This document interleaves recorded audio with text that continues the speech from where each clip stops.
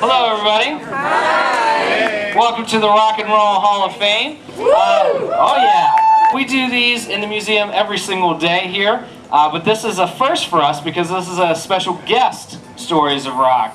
How many of you here, especially you down here in the front, how many are here for JemCon today? So we got a few, okay.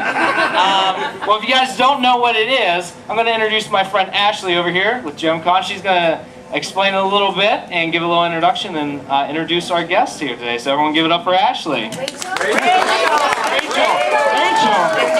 Sorry. Who's Ashley? So I'm Rachel Pinkew. I am the host and the chairperson for this year's JemCon. For those of you who don't know, JemCon is a traveling convention dedicated to the Gem and the Holograms cartoon and toy line.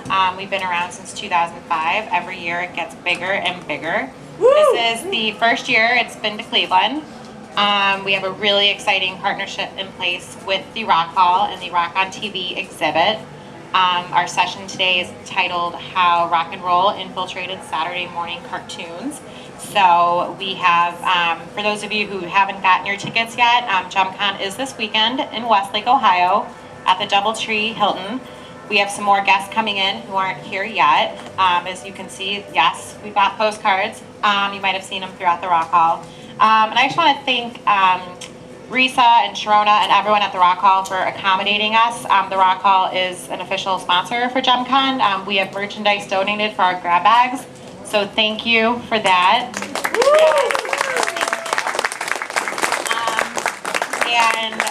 It's just going to be a really great day and a great weekend. And our three guests who we have here, we have Christy Marx, the animated series creator. We have Keith Tucker, the storyboard artist for Gem. And then we have Samantha Newark, who is the speaking voice of Gem and Jericho. So we have, right now, we just have like an hour or so blocked off. For those of you who've been to JemCon, it's going to be similar to like a group panel. They're going to talk about their background, their work on Gem. It's a great tie-in with the Rock on TV exhibit. And for those of you who haven't seen it yet, there is an animation section within the exhibit along with some actual cells from the Gem TV show. So I'm going to let them come sit down. They're going to give a little background, talk about their work on the series, tie it into the exhibit, and then there will be time for Q&A. All right, thank you.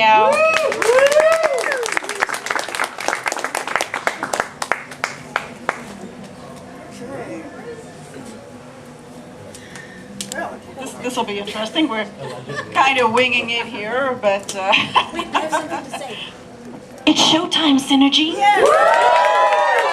There you go, the voice. Delivered by the voice, indeed. So, I saw a lot of hands went up when they said who's here for JemCon. So I assume that pretty much everyone in the room is familiar with the animation series. Yes? Yes. Cool. It was developed, of course, first by Hasbro as a line of dolls, as you probably all know as well. And what was really interesting when I did some deep research into how the dolls were developed, they were originally developed as a boy band. And then Bill Sanders, who was developing that concept, ended up connecting with a couple of other toy designers, and they took it to Hasbro. And somewhere along the way, it became a girl band, a couple of girl bands, which I think is much better. And of course, this was the MTV, the beginning of the hot MTV era, so I think someone somewhere along the way recognized the influx of the influence, I should say, of MTV. And I know I certainly was influenced by it. And of course, this was also the heyday of Madonna and Cyndi Lauper. And so those were also, I think, profound influences for the upward mobility of female rock stars at the time. And so that was the background by which I was offered the chance to develop the animation series. And I didn't have a lot to go on. They gave me some basic guidelines. And I knew, obviously, that it was had to feature around rock and roll, feature around music. My own personal influences were along the lines of the Mothers of Invention, Simon and Garfunkel, Joni Mitchell, Leonard Cohen. So I have really eclectic and weird tastes. But I just did whatever research that I could do, but was mainly just drawing upon role models, I think. The women that were making it big at the time, as I said, like Madonna and Cyndi Lauper, were good inspirations. And then there was also another character, Tech Rat, the character Tech Rat. My inspiration for him originally was Boy George. And when I first wrote up the character, I wanted him to be a completely androgynous character, like you could never be quite sure whether this was a male or a female character, but Hasbro could not cope with that. And the edict came down, no, make up your mind, male or female. So yes, how times have changed since then, but Boy George was another inspiration for that. So there were many inspirations involved in developing the show, but mostly it was just about what would be fun for this group of characters, what would make them an interesting group of characters, and they didn't really know what they wanted Jem and Jerrica to be. I mean, other than Jem being a rock star and Jerrica being the alter ego, they really didn't know who or what she should be. And to me, just having her be a music executive just seemed like the natural thing. It just all seemed to fit together. It all seemed to be a piece, seemed to make sense to have it work that way. And I don't want to dominate the entire discussion, so we can talk probably a little bit further about the development if you want, but those were some of the influences. So let me hand it off to Samantha. Hi! Oh my gosh, I'm giddy. I can't even believe this is happening. This is it's about bloody time, right? You know, I've said it many times. I feel like Jem just has these long legs and sparkly tights that just the show keeps going and going and going, and it keeps surprising me. It's like it's going to be in the Hall of Fame. Oh my gosh, of course it is. Yes, something wonderful. This show, gosh, is just. As a lot of you know, just means so much to me. Jem is such a beautiful archetype, Jem and Jerrica. You know, the archetype of, for me, the Pollyanna kind of archetype. She's a very good girl. I remember the cast used to make fun of me in session. They were like, here she comes, little Miss Goody Two-Shoes, especially Patricia. But, you know, I know that kind of archetype is very transformational. You know, Jem was wonderful with diplomacy and was able to transform situations, and the holograms always came out on top. You know, the Misfits tried as they might and never succeeded. But we love the Misfits. But gosh, I'm kind of blown away. I've been in this business a really long time. Some of you guys know my story. I won't get into the whole story, but I've been a showbiz kid since I was 7. And this was just a wonderful, amazing thing that happened to me on my long journey in this business. And I can't believe I'm here all these years later getting to talk to you guys and getting to still be involved in this show. And the and the homage to Jem has blown my mind. You know, the different, the Robot Chicken homage and the comic book homage and the drag queen culture. I've seen the most amazing drag queen gems and holograms and misfits, and just the love for this show that has just endured, you know. And I think, hi Shavana. And I'm seeing so many friendly faces. So many people through the show on Facebook, thanks to social media, have become my dear Jem family over the years. And it's I have to pinch myself sometimes. It's absolutely wonderful. So I'm thrilled to be here, and I'm thrilled to be a part of this beautiful show that keeps on giving. And I think I didn't realize, I know a lot of us who are in the cast didn't realize at the time the impact this show was having in ways that, you know, we knew that it was fun for kids and they were loving the glamour and the glitter and the music and the, you know, the funness and the colors and all of that. But I've heard so many incredible stories over the years, countless, I'm sure you guys have too, of, you know, Jem was the only thing in my crazy life as a kid that was happy and I could look forward to, and a lot of troubled childhoods, and Jem was like a beacon of we'll be your friends, and something that kids could look up to. And Christy's writing, oh my gosh, and it's like a soap opera for kids with a moral compass that taught kids to do the right thing and gave kids maybe some guidance that they weren't getting at the time. And the reach that it's had in that way still continues to really floor me, and it's so beautiful. Like, it's beautiful. I know people are like, it's a cartoon. It's like, no, it's so much richer than that, and so much more. And the fact that we're all in this room right now, it just proves it. So drop the mic. There we go. So anyway, I'll hand it to Keith. So I mentioned MTV, and of course, MTV introduced the music video and really made the music video a thing. And one of the most unique things about Jem, the animation series, is that we got to do 3 music videos, 1 for each act. And so here is one of the architects of those music videos.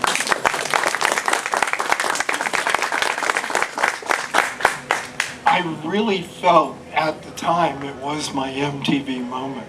It was like, I really wanted to do storyboards for rock videos, and here I was, and yeah, it really warmed my heart. What we would do is we had a crew headed by Will Mineo, and he gave us all had the character designs, and we had a general description of what the song would be about, very brief, and he kind of let us go and be imaginative. And we would have the lyrics, and we'd have the song, and we'd hit the beats. The animation would flow within the beats and hit the music. I'm sorry. But I'm starting to get technical here, but it was quite exciting to be able to play these things out. And like one I did was called Abracadabra, and it was a Mardi Gras episode, and everybody dealt with magic, and so we had the characters go off into different worlds, and had quite a lot of fun and stayed with the storylines, but still got very imaginative. And there were other ones. I remember they were all on a bus. It was one of those days, and the hard life of a musician, the band, from doing a tour, and they get worn out. In the meantime, the Misfits are trying to mess them up every step of the way. But yeah, If you had a video to do for the Misfits, did you approach it any differently than you would for the holograms? yeah, both of those. The Abracadabra was more of a Misfit song because they would try to foil the holograms, and or Welcome to the Jungle, I did a version where they really put them through the ropes, literally tied up with fire and snakes. But yeah, I'm blown away that the impact that it's had. I've heard a lot of shows that I've worked on, people would say, you drew my childhood, but the Jem crowd is quite unique. And when the people say, I drew their childhood, I'm glad to have been a part. And there was we would do, like Christy said, there would be 3 songs. There would be 3 different storyboard artists, and each of us would come up with our own unique vision. And that's for each episode. And how many episodes were there? there were 65 episodes, but starting, I forget, about halfway through, we had to start reusing songs. I think it was like, difficult and expensive to produce that many songs, obviously. So the edict came down at one point for the writers to start recycling, finding ways to use previous songs, which is really quite tricky, really, when you think about it. Trying to take a song that was written for an entirely different purpose and somehow make it fit into what you're doing and, fit in with another show. So that was quite tricky. That's why you would have different videos of the same music.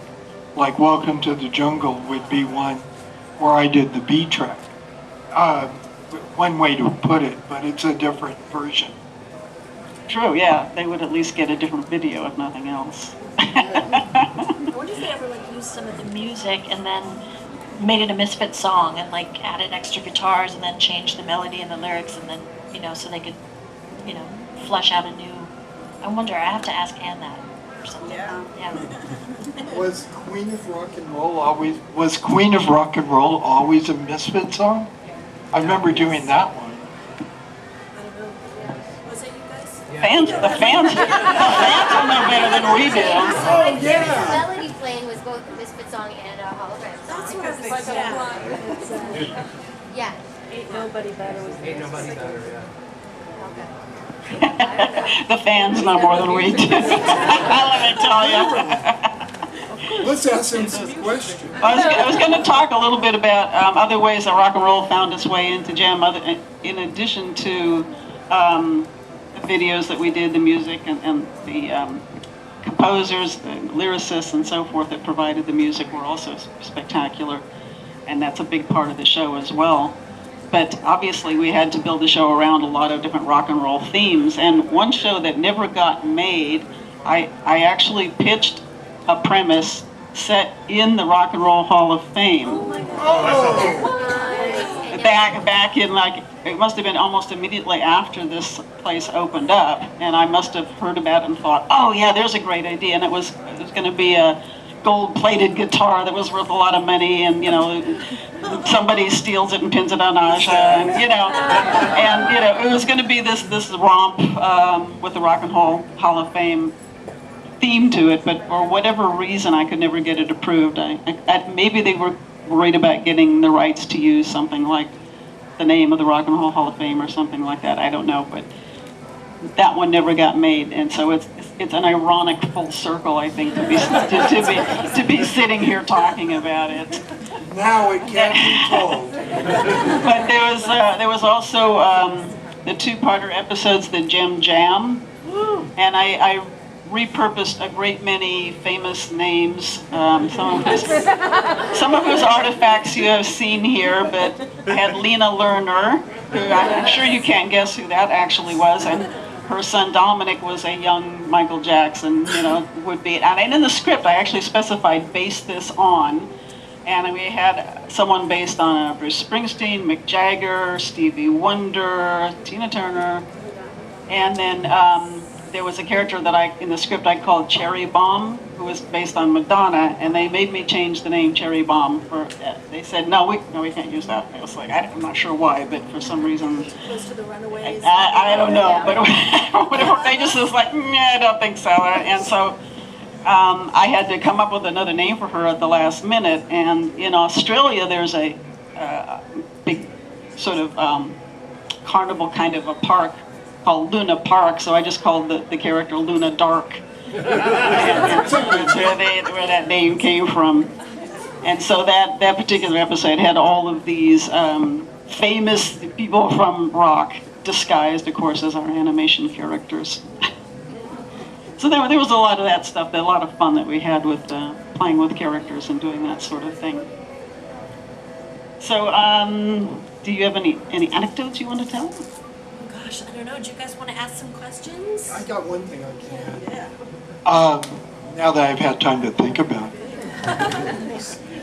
Some of the influences for doing these videos, I would draw upon a lot of musicals. Like in one instance, there was a West Side Story, and I did modern interpretive dance with, I think it was dance, music and dance. No, that was more the ballet, but there was one on a rooftop where I had this video. I can't remember the title of it, but I really, frame by frame, studied the dance moves from West Side Story of, I can't remember her name, she's like doing all this kind of stuff. But a lot of influence from musicals and stuff that was classic already, so I sort of drew upon it as a source of inspiration for some of the videos and ways to approach it. That's a little more interesting. So do we have any questions? Okay. Were there any ideas for video storyboards that ended up being scrapped or So- otherwise lost? The question is, were there any ideas for video storyboards that were scrapped or didn't get done for some reason? You know, that's really a question that Will Mineo could have answered because he helmed our crew. You know, I was a member of the crew. He was in charge. But the way we worked, I really doubt it. You know, once something's put into production, and we had to do these in a week. You know, that was the time frame. I had to rough it out and finish it in a week. I wonder if Will. I'm wondering if Will was responsible, and I don't know if anybody in the cast really remembers this, but I swear to God, we got a naked storyboard one day when we were rehearsing. Right? We did. Oh, okay. Tell It was this, Will. tell this story. I wish I kept it. I have it. I wish I kept it. I have it. Was it Mike Vosberg? No, it was Will. It was Will. Yeah. Okay. So it was very well drawn. Because that's what Will does. I wish we'd had video and seen everybody's faces when we were at the table read. And Oh, that must have been fun. What's happening? So there's a reason. And now, those of you who might have seen the presentation I did last time, there was, at the end, I had these little half a page of notations. And all those notations were who wore what outfit in what scene. And we had to categorize, that's not the word. I had to jot it all down. And in each frame, it said, so Kimber wears this. And they all had numbers. And then we had a guide at the end that would say all the outfits that were used in the song so that the people who pulled the model sheets put them together in a folder that gets shipped to the animation studio. Now, the outfits had to arrive in time for the storyboard artist to do the work. Sometimes, like in this infamous moment, the outfits didn't arrive. The song was there, but we didn't know what they were wearing. Hence, now it can be told. And now you know the rest of us. That's hysterical, and I have never heard that before. Patricia's like, I don't remember that. I seriously do. I was 18 when I got the role of Jem, so I was the youngest person in the room. Did you blush? I did blush quite frequently because of Charlie Adler and Patricia especially. They were so funny. You know, just to be thrown into this room with these seasoned, amazing voice actors, Sue Blue and all of them were just incredible. And Patricia, who played the infamous Pizzazz, she was known for her expletives when she would screw up a take.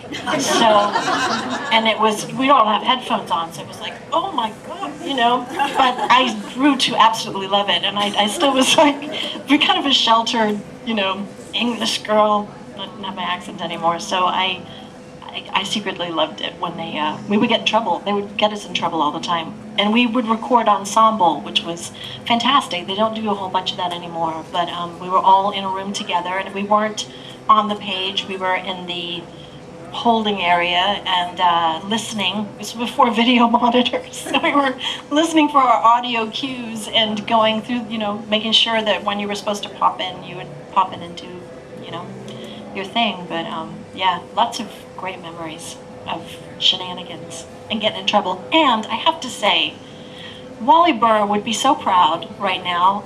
Wally Burr, the director, it was such an honor to get to work with him, and unfortunately he passed last year, and he would just be blown away. He would be blown away. So here's to you, Wally.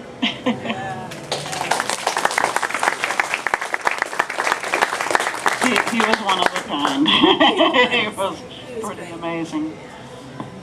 Any other questions? Christy, can you speak to the coordination of the voice actors compared to the singers and how all of that works? Because I don't think everyone knows about that background. The coordination of the voice The actors. voice actors were in a different location than the singers, and none of them ever interacted.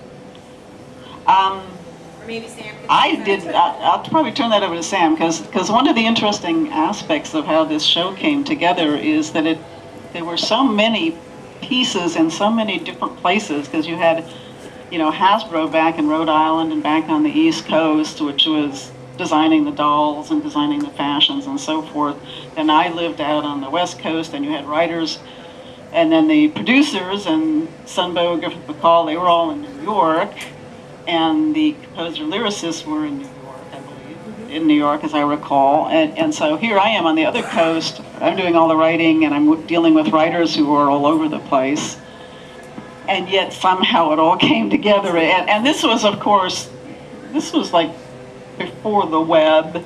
I mean, this was the very, very earliest days of the internet, and we were all just learning to use computers and learning to use modems and learning to transmit things. And because at first, a lot of this stuff was being sent by FedEx and Courier and so forth.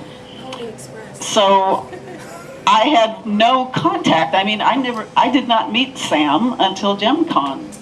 Until JemCon. So and I mean, I never met any of the voice artists. None of these people. We're all in different places. So maybe you can address how it all coordinated. Yeah, so they basically, my agent called and said I had an audition for Gem, and it was based around two rival rock bands, and some of you guys know my history, I'm a singer as well, but we found out that all the singing was already cast in New York, and they were actually matching our speaking voices to our singing counterparts.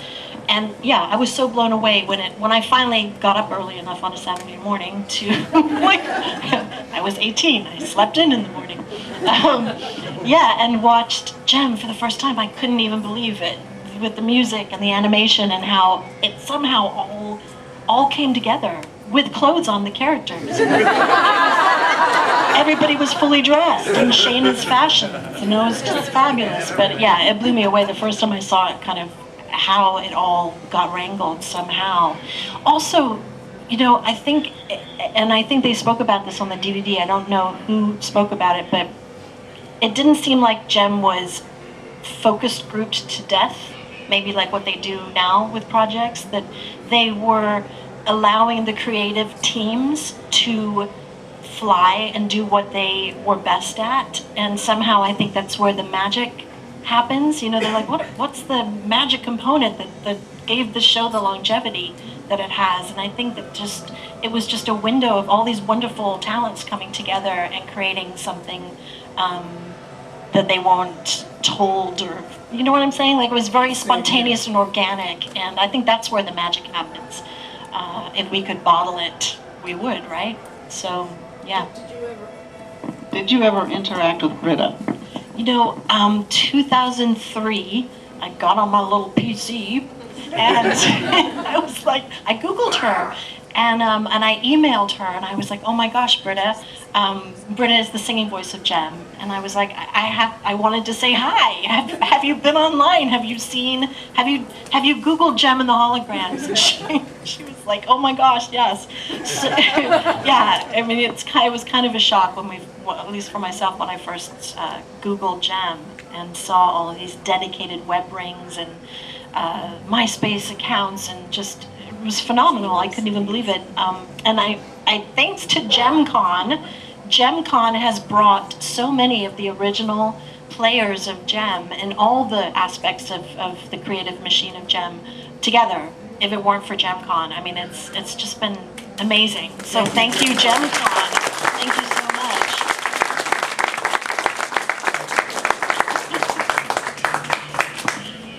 I was trying to think, it made me think of something else that, yes.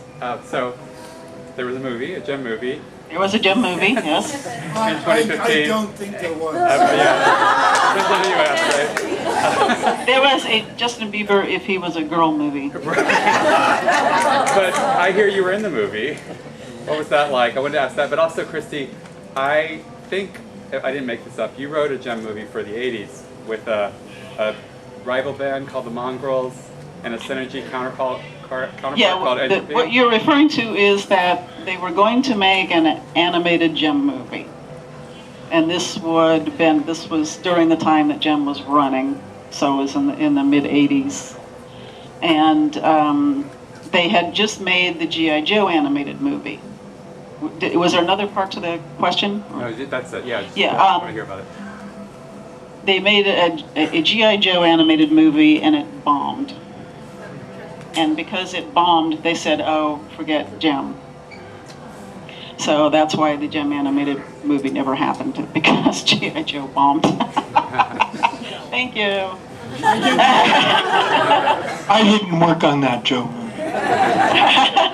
I'm glad to hear that, actually. I'll come to you next. Here. I mean, did the Jem movie follow the pattern of G.I. Joe and Transformers movie where a character died?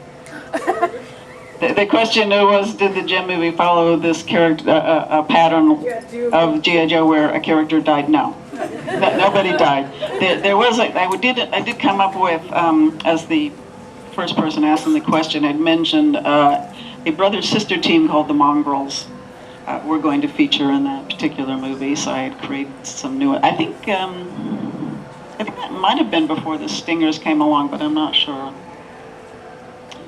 Yes. So I had a question. So I found that there's some people online that posted like synopsises of what it would have been about. I was wondering if it ever got any development past just a synopsis.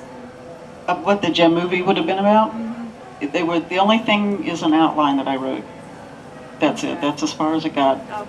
I mean, it was a fairly detailed outline. I mean, not extremely, but reasonably. Do you still have it? Oh, yeah.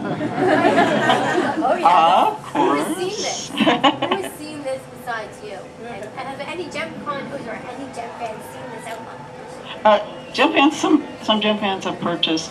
I sell Jem scripts, and I sell also a packet of concepts that never got produced, like the Jem movie and the Hall of Fame one. And there were a number of ideas that never, for whatever reason, never got beyond the outline stage or the premise stage.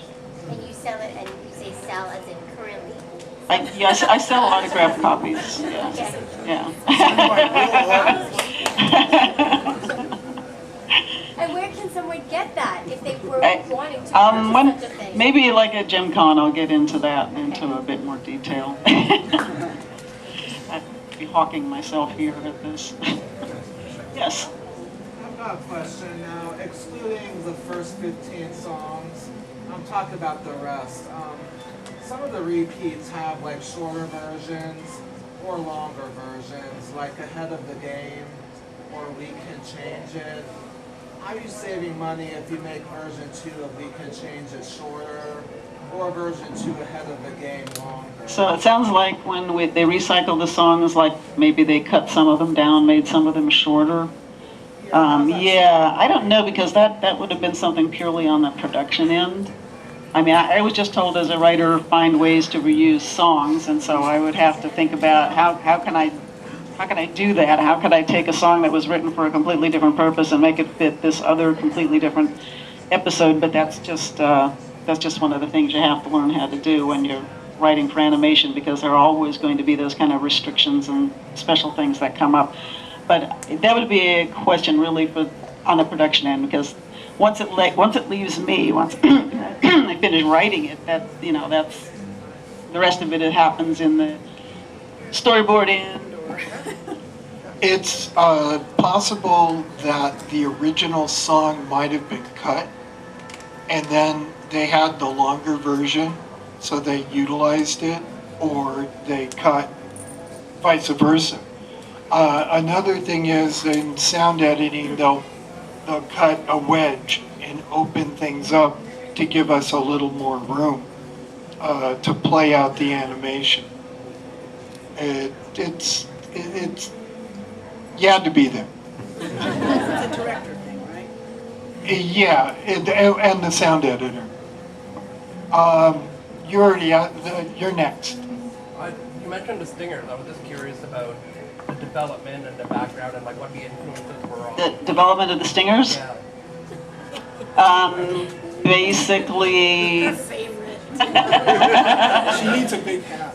She does. Yeah. Basically, I was told every time every toy season, or I guess however it figured out, they would say, "Oh, we're going to add these new characters, and this character is we're going to add it." Like we added the new hologram, we added the new misfit, and then they said, "Okay, well now we're going to add this whole new group called the Stingers, and thematically they're all very similar. They're all going to wear black and yellow, and then it was up to me. They just threw it to me to do whatever I wanted to do with them as characters, and the trick was how to make them work with the dynamics that were set up between Jem and the holograms and the misfits already, because the idea was obviously the Stingers would be more prominent and the misfits would fade a little bit into the background, but you don't want to get rid of them because they're such great characters and they're very significant.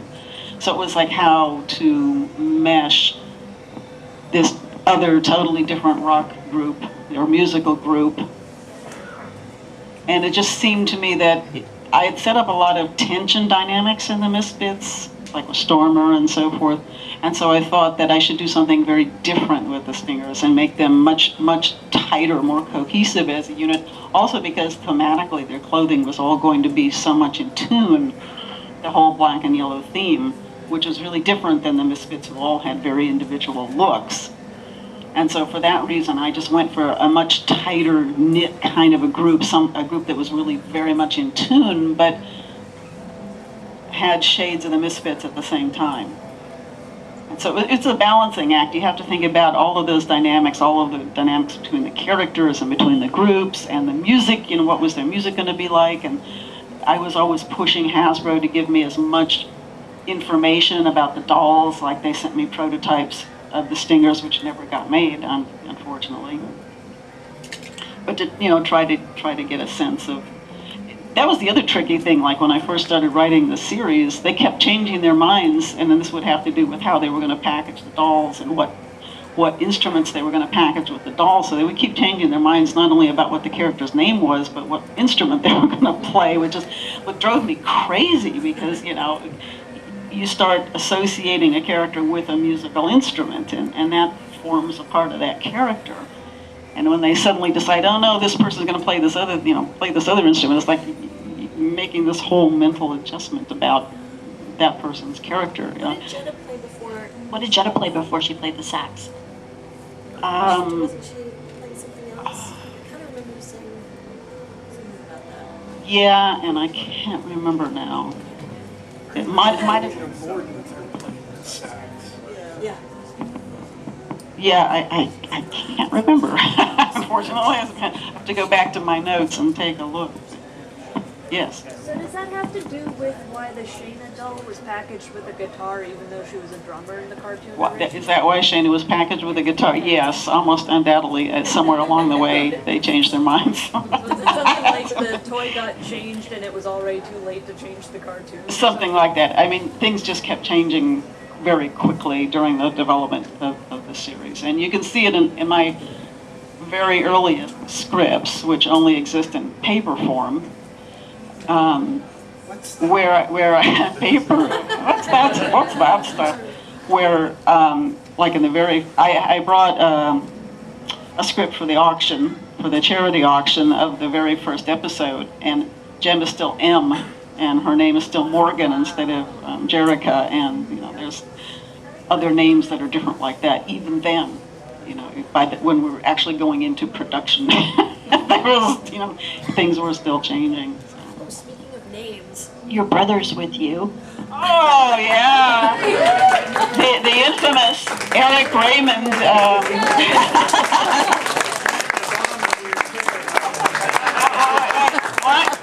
was that?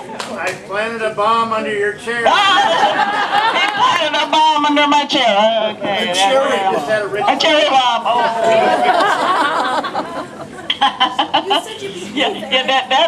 That's the curse of having a sister who's a writer. She can take your name and turn you into a villain at whim, and can't do anything about it. Yeah. Yes, with the reruns of the series, with the retro channels and the comic books, do you feel there is a new generation of fans for this? I think there is a new generation of fans. The question was because of the comics and also it ran on Netflix, it ran on the Hub, and now it's on DVD and so forth. I have been meeting 10-year-old, 14-year-old, various other fans of another generation growing up on the show. And I believe, Sam, you mentioned this. Yeah, I did. I came up with a hashtag, the next Gemeration. Because they're everywhere. So use that hashtag if you want to.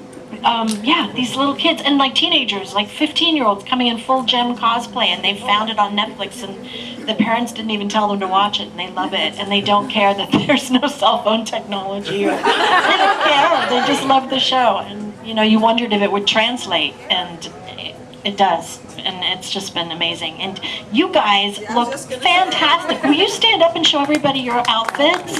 Because you look so cool. The next generation, everybody.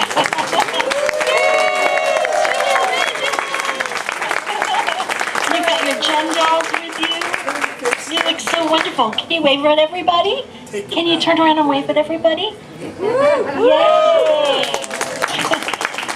And really, that's what it's about. And honestly, I get such a kick out of being able to do events and stuff, because I didn't get to meet the fans when you guys were kids, and to meet the grown-up Gem fans now, it's just, and then their kids, and it's just going on and on, so it's wonderful. About the next generation of fans? I noticed a lot of very young kids dressed as Gem at Comic Cons. I'm a guest at a lot of different cons. And there's always Gem fans. They don't all know about JemCon. They're like, there's a JemCon? Yes. What? How did I not know about this? Yeah, people in Washington were like, oh, we missed it. I have a question. So I was the parent that brought home the Gem and the Holograms movies every single weekend after weekend for my kids to watch, and Rachel is my daughter, and that's how she got exposed to Gem. Did you, when you were writing, when I first rented the movies, I just thought, oh, I love the music and it's fun and it's light and it's wholesome and they can watch the shows. I found myself watching the shows with my kids, all of them. Did you think in terms of the impact it would make on kids, the good versus the evil, and kids that were bullied? I mean, bullying is such a big topic today, and the great, you mentioned moral compass, the greater, deeper issues that the show was teaching kids about overcoming adversity. Okay, let me see if I can boil this down so that everybody can hear the question. So we have the mother of the woman who organized this JemCon, Rachel, her mother, who introduced Gem to Rachel when she was a kid, right?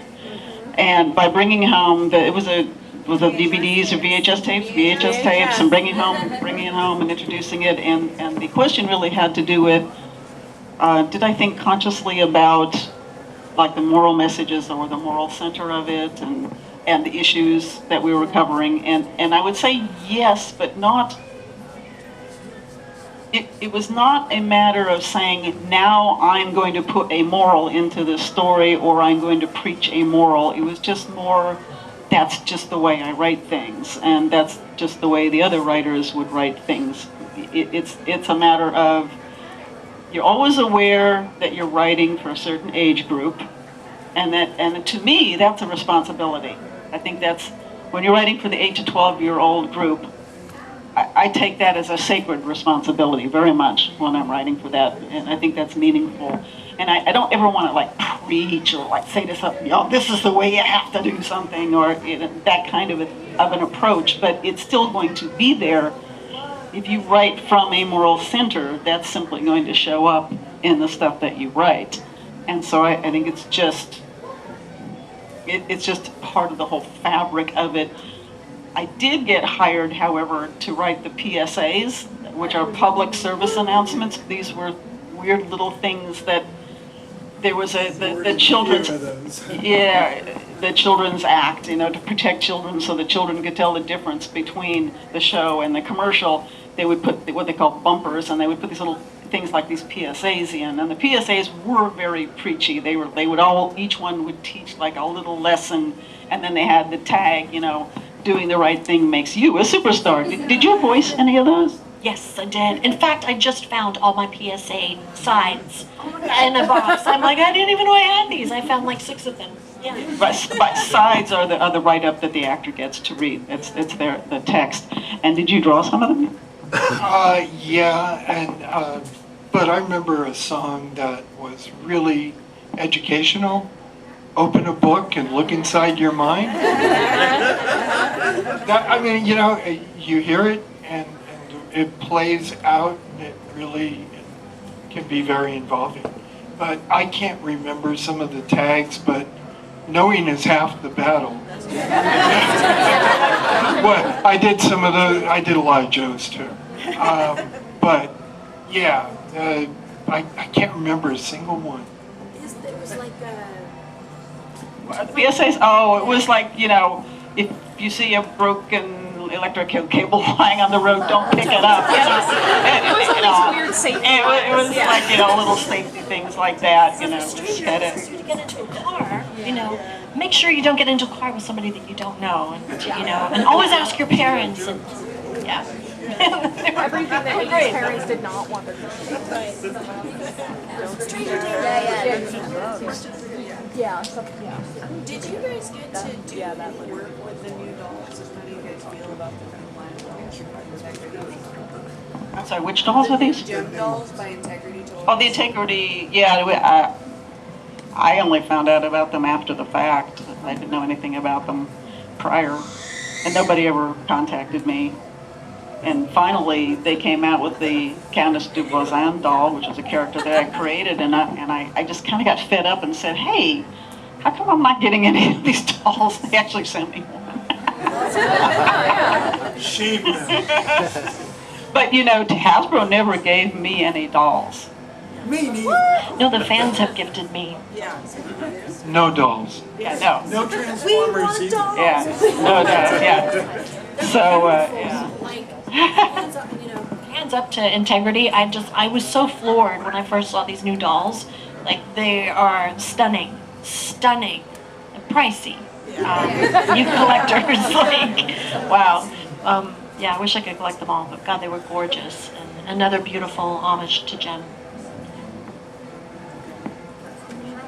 So I was wondering if you had any say in the comic book from IDW, the more recent comic, or the comic that just transpired. Question is, did I have any say in the IDW Jem comic? No, not at all.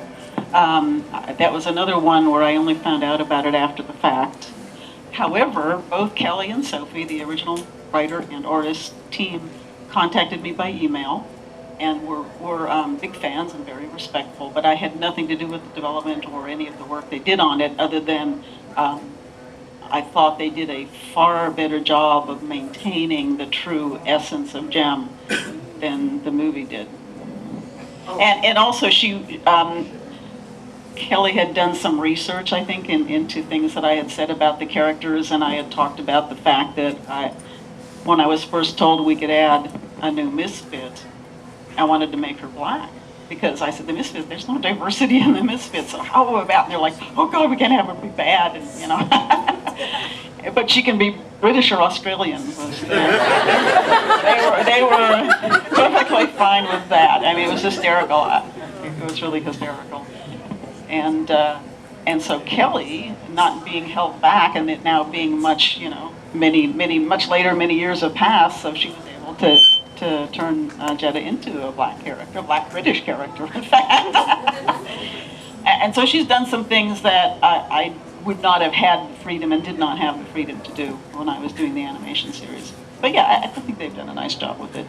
And they've been, you know, Kelly was really great in getting in touch with me and communicating with me and telling me how much she appreciated it. Did they give you comics? I do get comics. IDW sends me the comics every month. Yeah. I would love to see a new cartoon series based with the new comic art with you writing. And some of the original voice actors back. Because a lot of us are still around and just give the fans what they want. Did you work closely with Michael Sheehan? Did I work a lot with him on the show? Yeah, I did. He's my Rio. Yes, he's my Rio. And actually, when I made my last record, we did a truly outrageous, it was through Pledge Music, which was like my first Kickstarter thing I'd ever done. It was terrifying, but it worked out great. But yeah, we did a truly outrageous Gem tour, and I took a bunch of fans all over Los Angeles in a crazy bus playing Gem music all day to where we recorded Gem at Wally Burr Studios, and Michael met us there, and we reminisced about recording, and he remembered a lot more than I did too, and yeah. He's lovely. He's great. Oh, and then he took us to lunch. We went to Carney's, and he paid for it over the phone, and we were like, it was taken care of. So Rio bought our lunch for us. And shout out to Michael. Yeah, it was lovely. Yeah. Let's see. Let's start here. As music has evolved, like just going through the Hall of Fame and seeing how each generation has changed, were there any newer musicians, perhaps from after Gem through the new ones, would you have envisioned putting another cameo or where they might have fit into Gem? Have you ever thought about that? Okay, let me see if I understand this question. So you're talking about beyond the 80s, you're talking about musicians from like say 90s up to the present that I would put in, that would had any caught your eye that you said, oh, I might have been able to use that? That I felt that would have fit into. I can't say I ever thought about that. I'll tell you the truth. Like I said, I have extremely eclectic taste in music, really very oddball taste. I mean, I'll listen to Gregorian chants one day and the Pogues the next day, and I love Celtic music, and I love flamenco, especially real gypsy flamenco. I mean, my tastes are just like all over the place, really.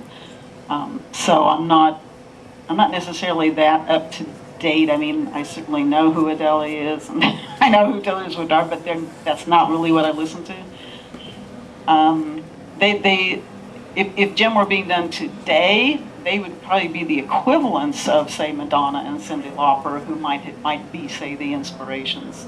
And I quite admire Taylor Swift. She strikes me as a really strong, smart woman who really knows what's going on, and you know, I just admire her for the way she handles herself and the way she takes a stand for things, and you know, I think that's very cool. That's very interesting you said that, because I remember when they were doing the Gem movie and nobody knew who was going to be Gem, and then she was one of the first persons that I thought of, because I thought she is lovely, she's really gracious, she's really kind to her fans, she's super talented, she's very involved in her career, like on so many different levels. I feel the same way about her.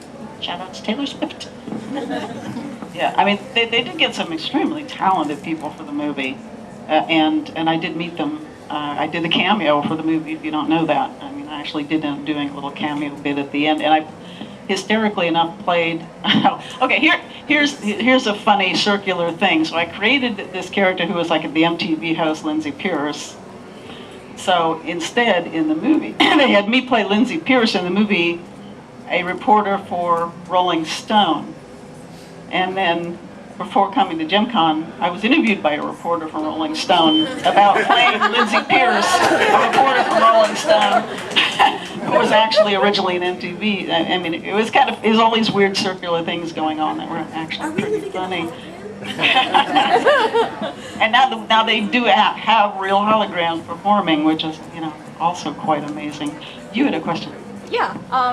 Could you just share with us your feelings on current animation, like modern animation, especially Hasbro animation? Feelings about current, is there current Hasbro animation? Oh yes. My Little Pony. Well, My Little Pony, yeah. But like, just the current iterations of... The current iteration of animation. Or just in general, how you feel about how animation cartoons are now.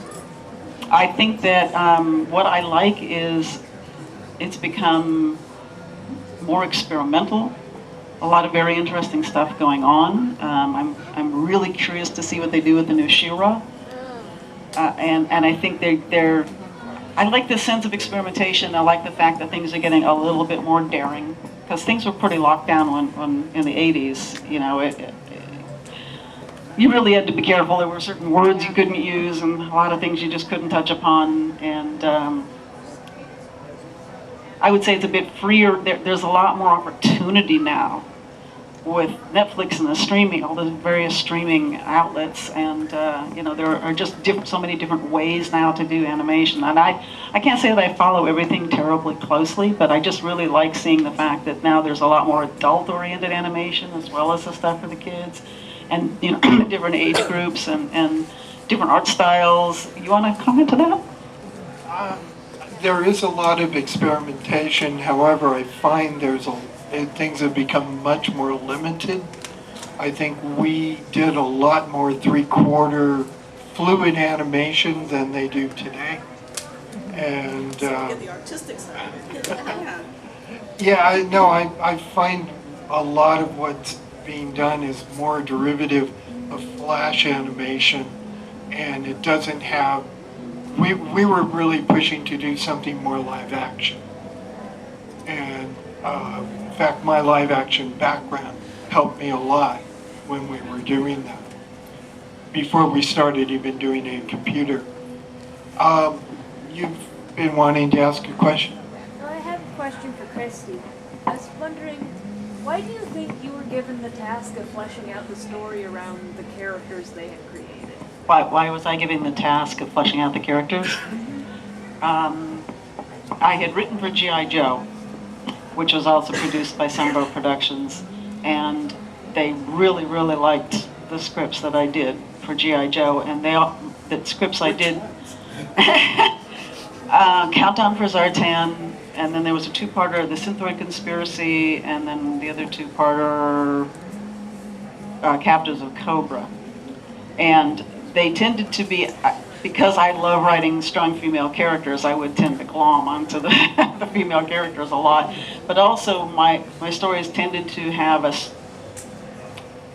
strong character center to them, if I can put it that way. Like Captives of Cobra, I got into the family backgrounds of some of these G.I. Joe characters. And usually you just see the G.I. Joes fighting Cobra or doing whatever they're doing, and it's kind of surface, and I wanted to delve back into what kind of families did these people have, and bring that into play and play with relationships. But at any rate, what it meant was that the people at Sunbow knew me very well from those scripts. They really liked my writing.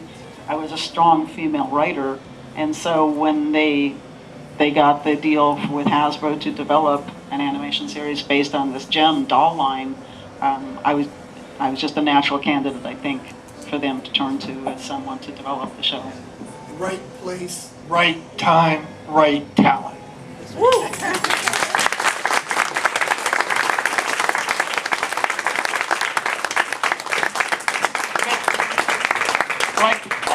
As Sam, I think, was saying earlier,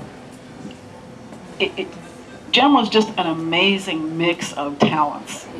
I mean, vast, incredible pool of talents, from the amazing voice and singing, and the people writing the music, and the people designing the fashions, and the people designing the characters, and doing the art, and just the way it all came together, I think was maybe just somehow unique and magical. I don't know.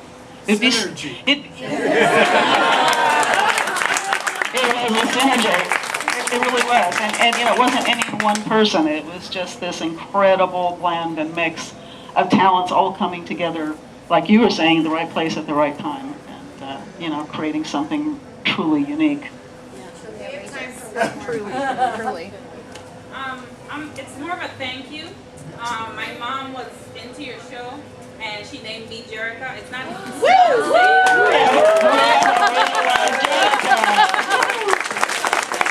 my name is Jerica. It's not spelled the same, but besides the point. For my whole life, she's called me Jem. So it's kind of surreal to hear you say both names, and I'm like looking every time. Jem. But all my close family call me Jem, but my name is Jerica. So thank you.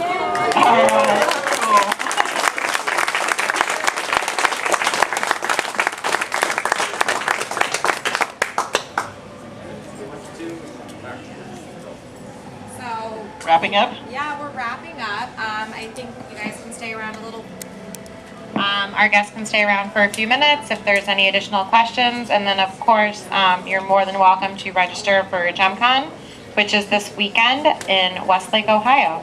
Can we try and get a group picture with everyone? Yeah! This is so magical. All right, and thank you again to the Rock and Roll Hall of Fame for hosting us.